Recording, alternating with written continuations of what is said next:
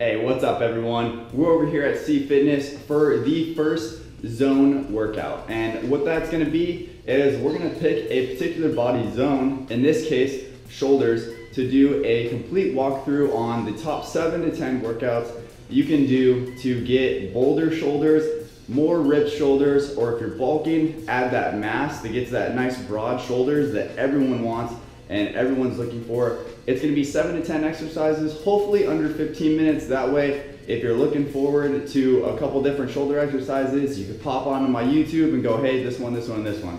So we're gonna jump right into it. I'm gonna warm up with bench and maybe a couple other ones, and I'm gonna jump right into a shoulder workout. So I'll catch you when we do that. Let's do it. Hey, what's up everyone? We're back at the house right now watching our video we took a little bit earlier on the zone lift, which was deltoids. Figured it'd be a lot easier to explain things as I'm watching it, pretty much exactly like you'd be watching it. So what we're gonna start with is gonna be the front raise.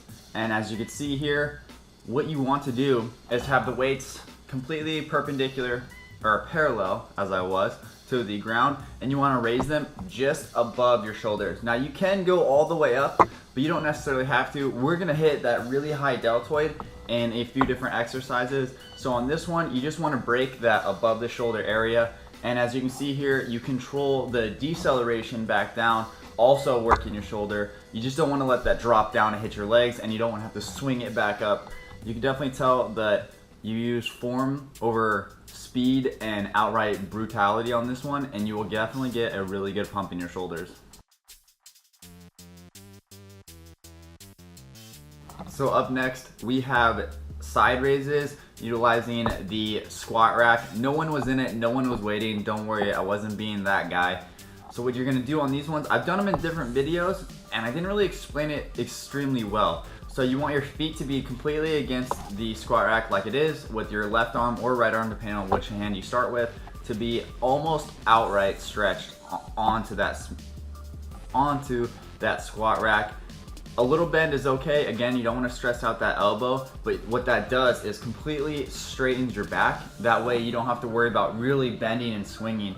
On this one, I think, yeah, I got 40s again. So a good instruction weight. It's still kind of heavy and you get a good pump in your shoulders because it's so heavy. On this one, again, form over brutality. You're gonna hurt your shoulder if you really let that thing swing and really let it swing back down as well. You want a slow, isolated, nice swing up, deceleration, back forward. You'll see that I don't stop when I hit my leg. Obviously I don't hit my leg, but I go through. That negative space is what's gonna draw that pump all the way down and bring it all the way back up. And you definitely want to do that. Stopping right here stops the pump. If you bring it a little bit forward, it gets that super pump drawn into the outside or posterior aspect of your deltoid, and you definitely want that.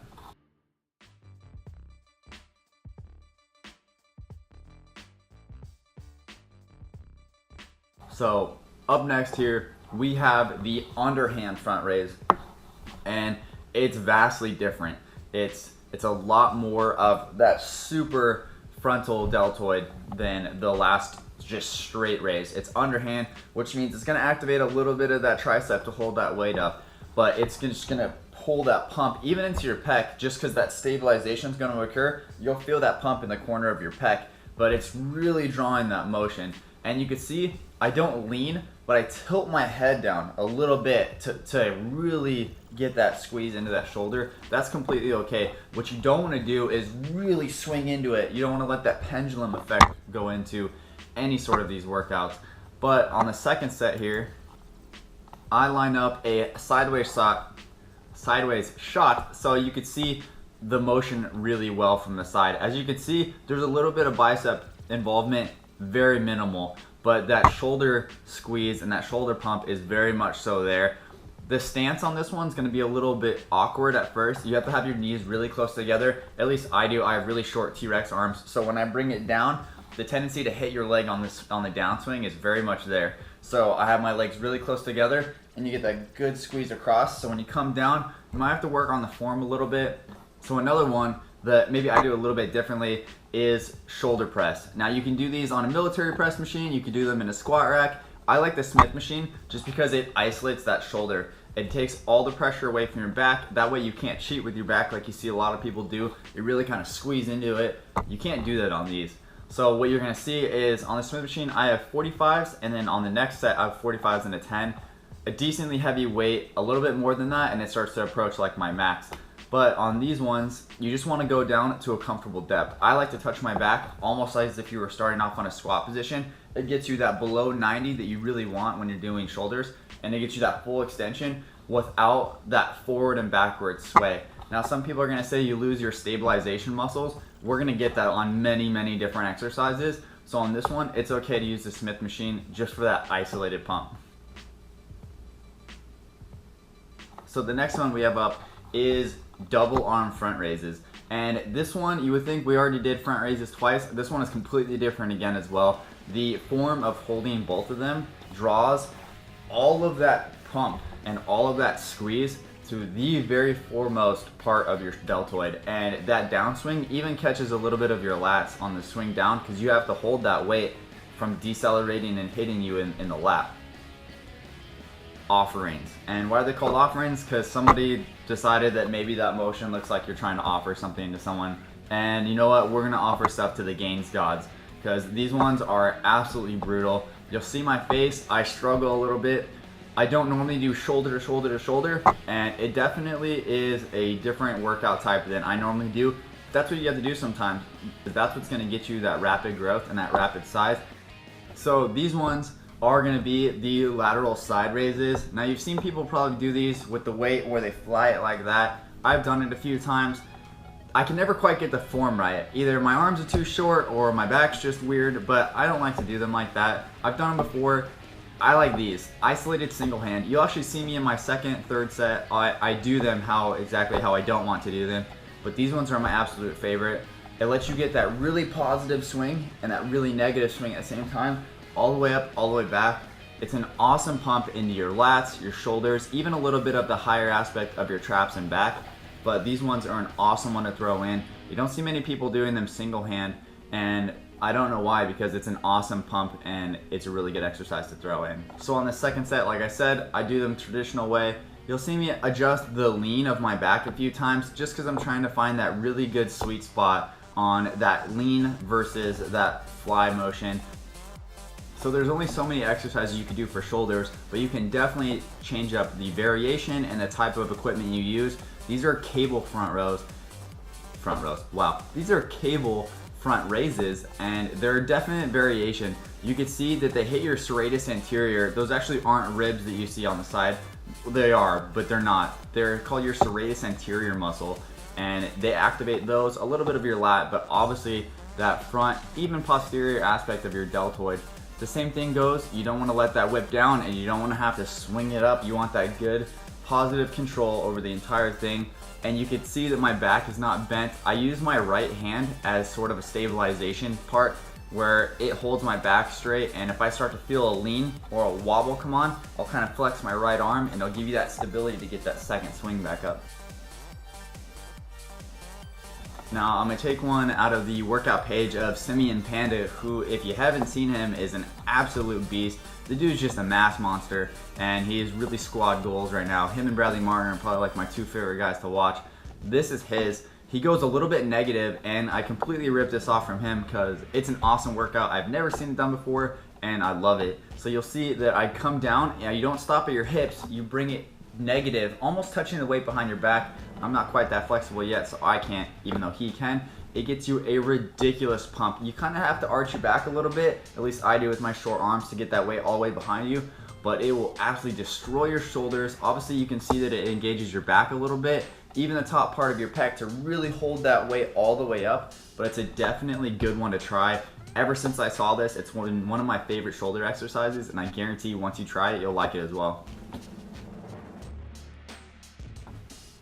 So these ones right here are cable swings or cable pullovers, however you want to call them. Again, with anything, there's like 10 different ways you can name something.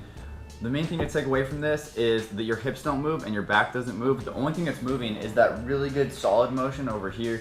And you can see that it activates the top part of your deltoid, a little bit of your back, even some of your traps. You want to avoid making this a tricep exercise. You've seen people like do the triceps like that. You don't want it to be like that. You want to keep that arm straight with a little bit of a bend. Like always, you want that soft walk, but you want that to be a shoulder move, not triceps. Do it a few times until you get the routine down and the form down, and I guarantee it's a good one. So this one, I happen to show that I'm listening to Panda.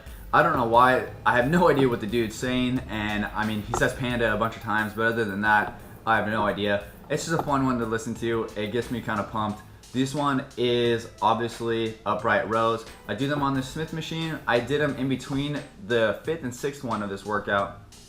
I did them just with a regular barbell. But I like this one the most to show off because that Smith machine lets you get the most controlled and isolated pump in your shoulders with the most minimal effort from your legs and back. You'll see people cheat this a lot, and you'll only cheat yourself when you cheat on these ones. So watch the form, do exactly or maybe better than I'm doing right now, and it will get you that awesome squeeze into your pecs, shoulders, even triceps. A lot of these ones, you're gonna hit that secondary muscle, but you really wanna focus on what you're going for, in this case, shoulders. So it's a really good one. It gets you that isolated pump, and it's awesome to do a different variation of just a standard upright row using the Smith machine. Now the one up next is one you see hardly any people doing. I used to work out with this incredibly huge dude, and he had like 26-inch arms, and these were his favorite, and of course I instantly stole them. They're called full butterflies or full flies, however you want to talk about them. So what you're gonna do, exactly how it looks, is the same thing as you would a fly, except you're gonna come all the way down, and you'll see that I go almost below my leg. What that does is get you that full, just absolutely burning squeeze onto those triceps, minimal bicep effort, a little bit of pec, but it mainly just absolutely destroys your shoulders. Once you throw these in, you might have to start a little bit light just because the motion's kind of random to do, but it will absolutely explode your shoulders.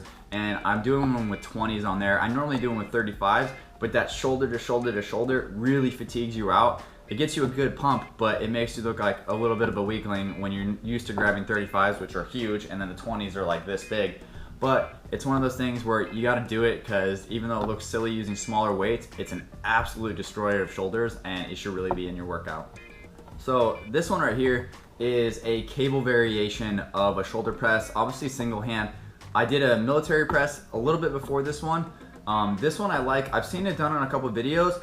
I don't like how the cable is over their hand. I like the cable in front of me. I think it allows you to have better control, and it takes a lot of the pressure off your wrist. The main thing to look at, as you can see, is I go down to get a good squeeze on that arm, but I don't let it come all the way down and have to rip it back up. What I like to do is have that good positive control over at the bottom and then squeeze it back up. Now, I variate going out and then vary up going straight up, just because it pulls that pump in that different aspect of your shoulders, and just doing that fatigues that other part, and it gets you a really good pump total and broad wise over that entire deltoid. But excuse the burp, it's a really good one to throw in as long as you start light and go with a good form, obviously over brutality, because it's one that's a little bit wobbly if you're not good at it, and there's the potential to hurt yourself. Now you'll see me do pull-ups here, and pull-ups are just the destroyer of everything in your upper body. A little bit of core stabilization, back, lats, chest, biceps. It really gets that broad back and that really good shoulders that everyone wants. You can see that although it looks like I'm not going over the bar, the angle of the GoPro makes it kind of weird, but I am taking my chin over the bar, getting that full flex and that full extension on my arms. It's one that it's gonna hit other aspects of your upper body, but it's gonna destroy your shoulders as well. Pull-ups are an old school workout for a reason. They're an absolute destroyer. Now I threw in at the end something that I learned the hard way. You come into a gym and you're a little bit cocky, people will call you out. And one of my best friends actually called me out on this. It's called isometrics.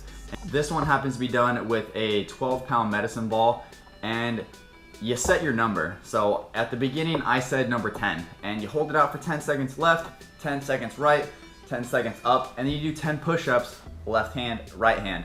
And the best part is, the cockier you are, the higher number you're gonna say. I said 47 and I died. It was absolutely brutal. 10 right here is extremely hard even, especially after a 2-hour workout.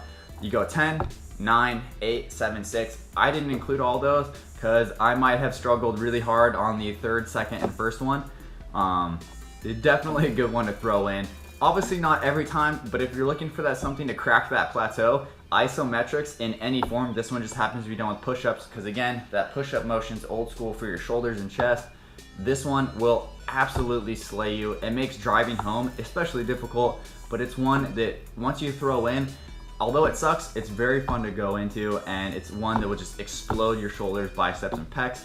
So hopefully you guys like this picture-in-picture instruction. If you do, definitely let me know in the comments or hit me up on Twitter and let me know that you like this, or if you want to see something different.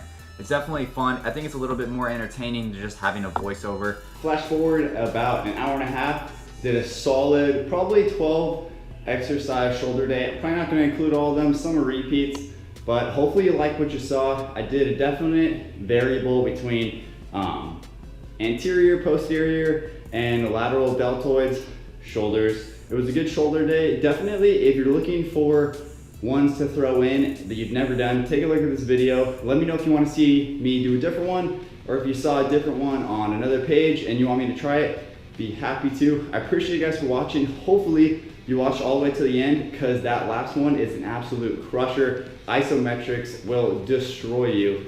Hopefully you watched until the end. Definitely a good one to throw in. Appreciate you guys for watching, and as always, take it easy. Also, as a side note, smash that like button, hit that subscribe. Stay tuned for more content, because you know there's gonna be more. Take it easy.